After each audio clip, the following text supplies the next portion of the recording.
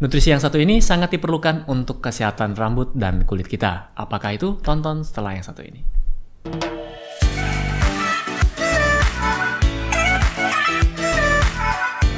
Halo Sobat Sehat, jumpa lagi dengan saya Dr. Sung. Pada video kali ini saya akan melanjutkan pembahasan video tentang nutrisi, tentang vitamin dari video sebelumnya.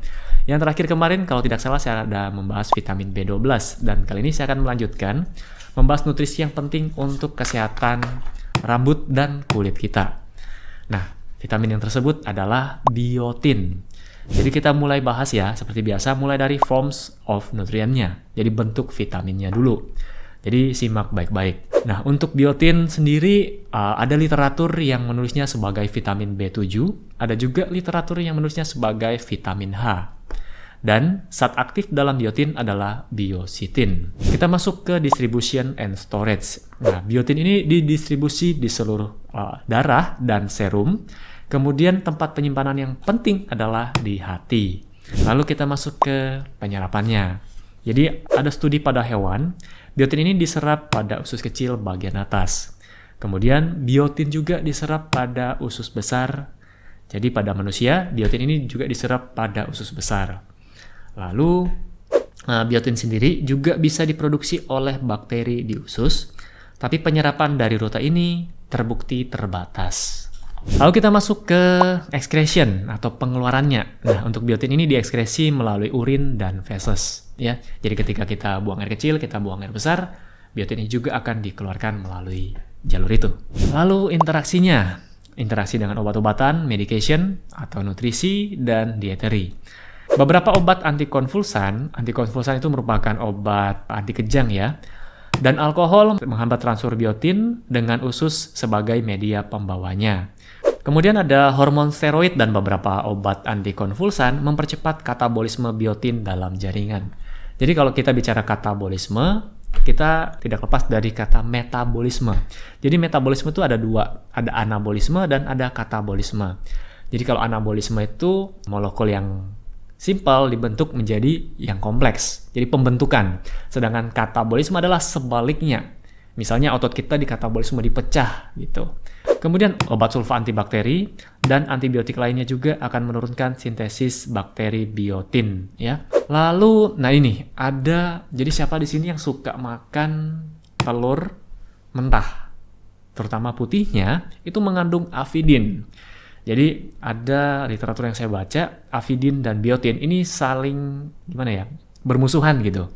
Nah, avidin ini merupakan glikoprotein dari putih telur.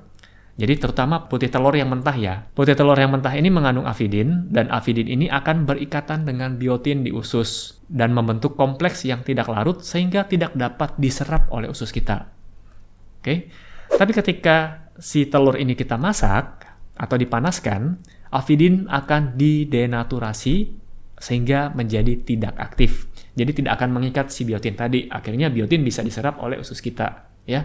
Jadi ini pentingnya juga kita belajar. Jadi telur itu bagus, mengandung protein, mengandung beberapa nutrisi di kuningnya ya.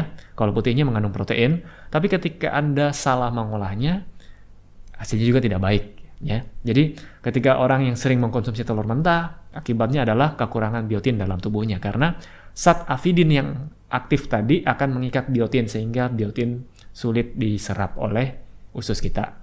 Oke, sekarang kita masuk ke fungsi dari biotin. Jadi sini sudah saya catat beberapa fungsi dari biotin yang penting-penting ya, akan saya sharingkan buat Anda.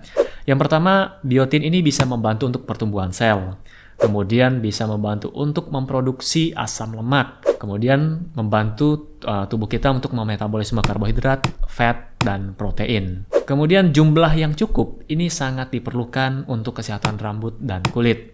Ada satu literatur yang saya baca bahwa 100 mg biotin per hari dapat mencegah kebotakan pada beberapa pria. Nah, biotin juga ini membantu untuk menjaga kesehatan kelenjar keringat kita dan jaringan syaraf kita. Lalu ada juga literatur yang mengatakan bahwa biotin juga bertindak sebagai kofaktor penting untuk enzim asetil-CoA. Kemudian biotin juga adalah koenzim dalam sintesis lemak, glikogen, dan asam amino.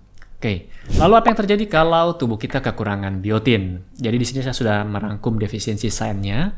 Nah, untuk orang dewasa sebenarnya kekurangan vitamin B ini atau kekurangan biotin ini sangat jarang terjadi karena biotin bisa diproduksi di usus kita melalui makanan. Tapi ada juga beberapa orang yang mengalami kekurangan biotin dan gejalanya seperti anemia, kemudian depresi, kemudian mengalami kebotakan atau hair loss, high blood sugar, kemudian bisa mengalami pucat pada kulit dan membran ya.